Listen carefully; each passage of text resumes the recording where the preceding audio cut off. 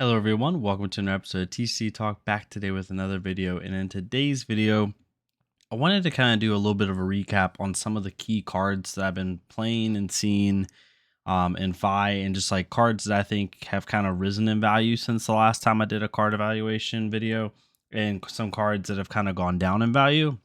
I'm not going to go over every single card that Fi has access to in the Uprising set, but I am going to go over, I'd say, about 10 cards or so, including some equipment that I just want to kind of give my thoughts on, and like where I see kind of, what's important to Fi. Before we get into this, if you want to, please join the Discord down below in the description. We have over probably 170 members at this point, doing really well. Awesome interaction every single day. There's always someone talking in Discord, so please go down, join that. We'd love to have you, whether you're a Ninja player or not, doesn't matter. Definitely check that out. And yeah, hopefully we'll see y'all in there. Give us some more video ideas and we can keep going. But yeah, thank y'all so much for all support y'all been giving. It's been nuts. In the Uprising set so far, it's been really fun. Reinvigorated the channel as far as like, what we're talking about with the new heroes and stuff. So it's just great. But yeah, getting into the video, I've been trying a lot of different Fi builds, and granted, this is one person's opinion. It's kind of like some of these cards will depend on build. Like some cards that I think aren't good might be better in some other builds, but we'll have to see from there. The other thing is, like, I didn't include like what I consider like super stable cards, like Spreading Flames and Ronin Renegade and stuff like that. The cards are just kind of like automatic, like kind of placeholder cards for Fi, stuff like that. So the first card, as you can see right now, is Blaze Headlong. This shouldn't be lost on anybody, but just in case, I think Blaze Headlong is an automatic include in every single Fi deck. Doesn't matter the type of build. Literally does not matter what type of Fi you're running. If you're running a Shugo build Fi, if you're running a combo, heavy combo Spreading Flames build, if you're running like a straight just aggro go again build, doesn't matter. Like this card is nuts. It's 0 for 4 go again pretty much every single time you play it. I actually don't think I've ever had a time in my hand where this has been dead so far. Maybe I've gotten lucky, who knows. But just it's an unreal value. And you play this on like, so like what I've learned testing with Fi is a lot of people don't want to block Chain Link 1, no matter what it is. They just don't, because on Fi, if you're trying to block out a card on Chain Link 1, you're in really bad shape, because I'm going to attack you 4 or 5 more times, maybe even 6 more times, with depending on the build that you're running. And so blocking out a card on your first Chain Link is just nuts. So I love being able to couple this card with a Mounting Anger, because I play Mounting Anger Chain Link 1. Most of the time, they're not going to block it out fully because they don't want to have to commit that much that early in the chain. I banish a Blaze Headlong, then play Blaze Headlong for 5. So now I just did 9 damage for 1 resource over 2 cards, and I gave them another terrible breakpoint. It's just a fantastic card, automatic include in any deck. Even playing off a Red Rise from the Ashes, going and getting your Phoenix Flame, then playing Blaze Headlong that gets go again from the Red Rise from the Ashes being played before it. So it's coming in for 0 for 7 go again. Just unreal value, automatic include in all 5 decks. The next one is Tome of Firebrand. I tried to flip flop these as much as I can. This card has gone down and down in value for me the more I've played Fi. It's still a great card. It is not like a bad card. I'm not saying like never run it. It definitely has applicability, but this card bricks my hand more than helps it. Even when I set it up in Arsenal, it gives me weird hands sometimes towards the end of a chain, and it causes me to not play sometimes optimal lines that I could be playing because I'm trying to get this card off.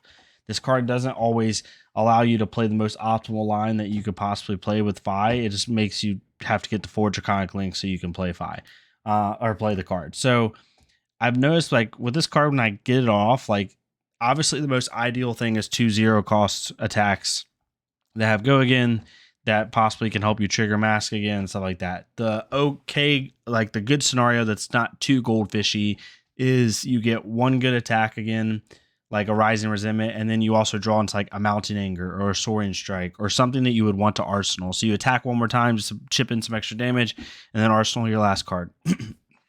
Where this can hurt you is if you draw into like a blue and I don't know, like 2 blues or something like that, or you draw into another tome and a blue, or you draw into something, I don't know, like you just draw into something where you're just drawing cards to draw cards. You're not really threatening mask again, or you drew into something you don't really want to Arsenal, like one of your blues, or like you know, some other type of card that is just not ideal to Arsenal. Now, Fi isn't as bad as Katsu when it comes to like bad Arsenal cards. Katsu definitely has a lot worse Arsenal cards than Fi does. However, this card, a lot of time, the biggest downturn I've had with this card is I have to play around it every time I get it, even if I'm playing it from Arsenal. And I've kind of obviously y'all seen my last deck tech video where I've kind of gone to like the 9 brand Kadachi build, which with Tome isn't as useful. So Tome isn't as useful for that type of build. So it is a build dependent thing. This card's definitely good if you have the right build for it. I can just say that this card for me has actually messed my hand up more than helped it in a lot of situations. So take that for what you want. The next one is Burn Away. This card is fantastic. So I'll preface, if you do not run Phoenix Form, if your deck does not care about Phoenix Form, or if you run Phoenix Form just to try to get its first and second buff, the third buff, you know, is one of those like if I get it type things. This card is fantastic to run like a 1 or a 2 of. 2 Fi top 8 Fis, including one that has ran 2 of this card because it's an automatic 0 for 4 go again. When you talk like if I just told you that you could have a card that's a 0 for 4 go again that's also a block 3, like come on, man, like this is insane value. Like it's one of the best value go again cards that Fi has.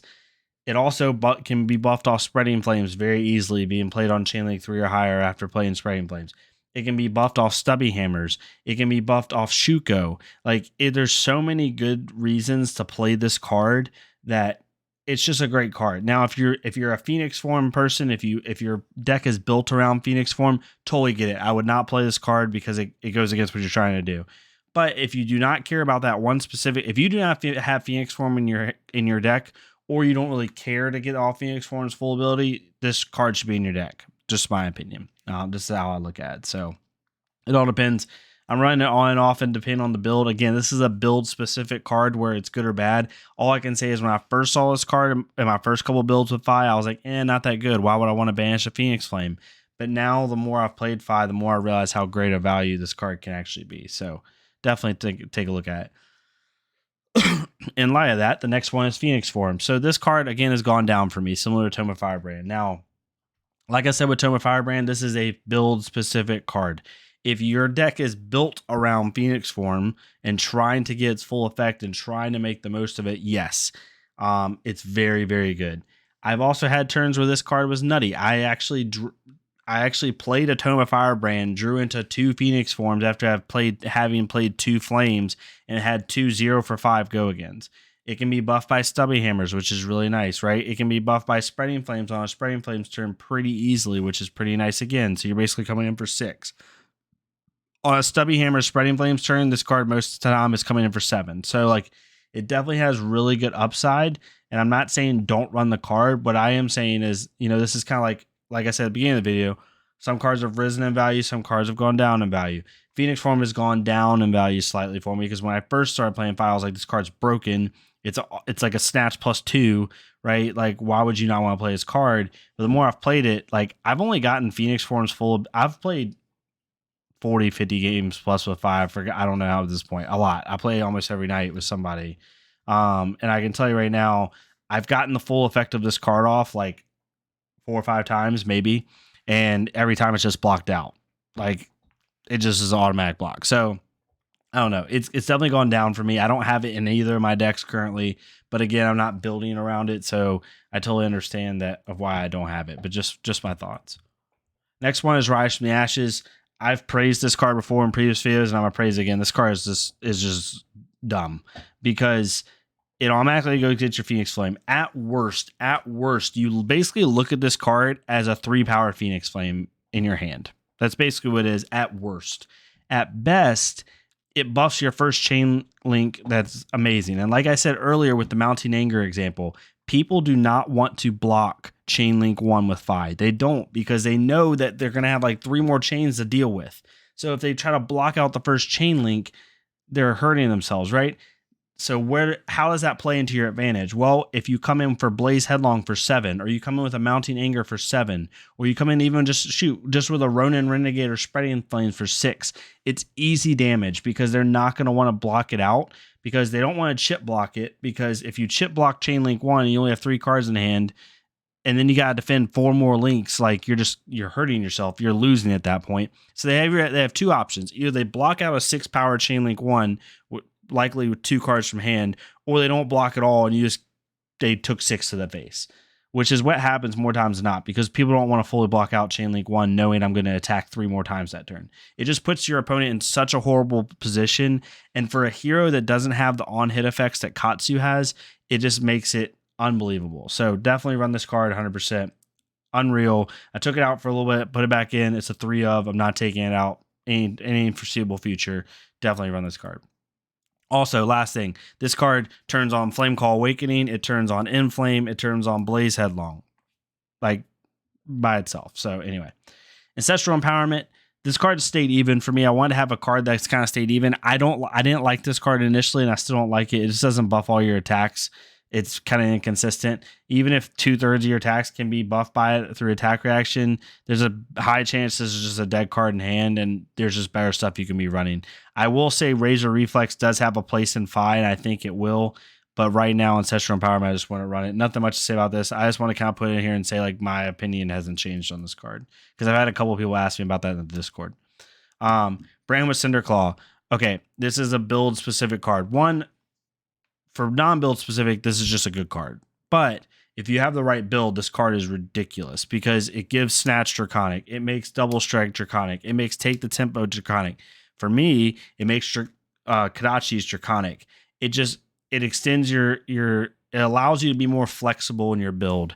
With my build specifically, I'm running 9 of these, and I have Kadachi's in the main board. So like I play Bram with Cinderclaw for 3, and then I play a Kadachi. Where this is a really great is when you have it on a Spreading Flames turn. You play Spreading Flames for 3, right? Then you play Bram for 3. Obviously it doesn't get the buff because it's on Chainlink 2. But then you play a Kadachi for 2, basically, because it's going to get buffs from Spreading Flames. And you've done 3 chain links, right? I've had a turn I put on my Twitter the other day where I went Bran, Kadachi, Bran. Like, it was just nuts. I was playing 6-7 Draconic links off of Spreading Flame. So just stupid good value. If you have the right build, this card is one of the best cards you can have. In just a normal 5 build, this is just a really solid card that lets you be a little bit more flexible with your deck. And I definitely recommend running these in your deck. Engulfing Flame Wave. This one's gone down for me. When I first started playing Fi at the beginning of the set, I really liked this card. I was like, wow, you can banish a card. It's one of the most powerful cards Fi has.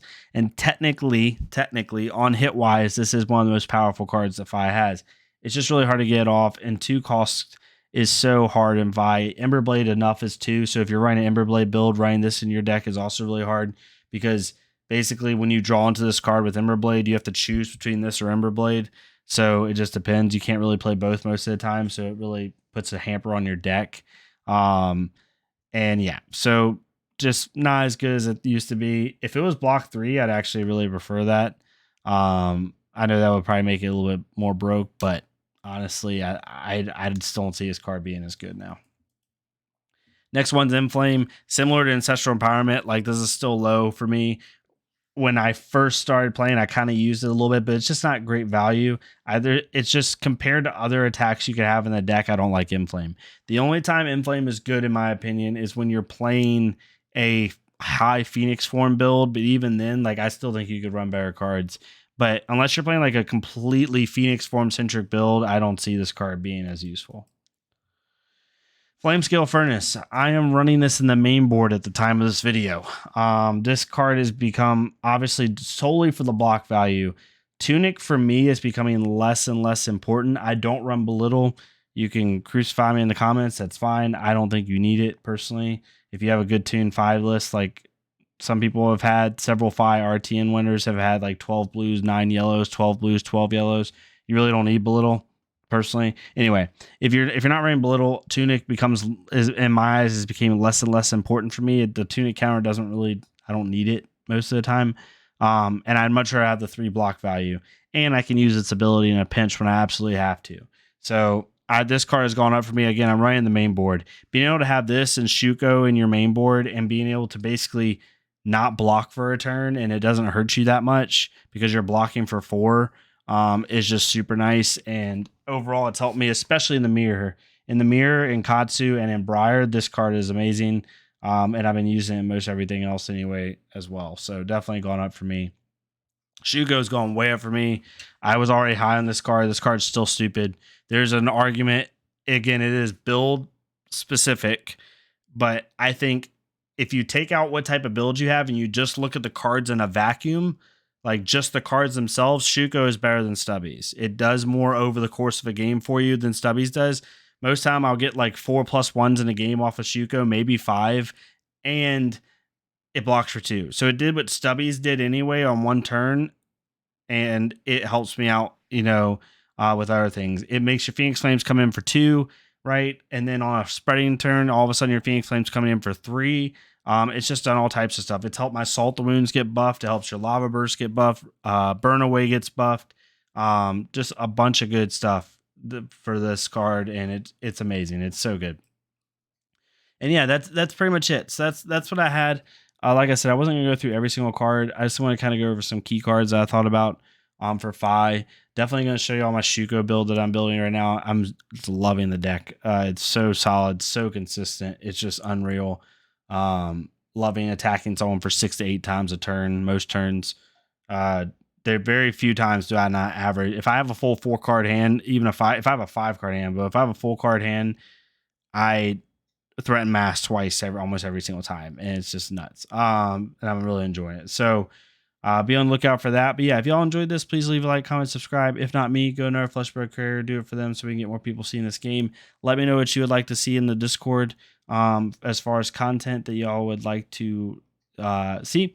I'll start to post more gameplays here soon now that I've gotten some of my builds down and really comfortable with them, where I'm not going super slow during the match and stuff like that. So yeah, hopefully you'll have a good rest of your night, and I'll see y'all next time on TCG Talk. Thank y'all so much.